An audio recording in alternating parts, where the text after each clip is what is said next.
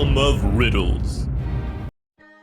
Today, you are traveling in the mountain city of Geraldia, where you find a salesman selling a toggle gadget. The toggle gadget features a digital display with 4 tiles. Each tile can be either on or off. Each time you press one of the 4 tiles, it will not change its state. However, all adjacent tiles will change, either from on to off or from off to on. For example, if you press the top left tile of the toggle gadget, the 3 adjacent tiles will light up like this. The tile you pressed will not toggle. The salesman will give you the gadget if you can manage to light up all of its tiles by starting with all tiles off. How do you accomplish this? Pause the video now to solve the riddle for yourself.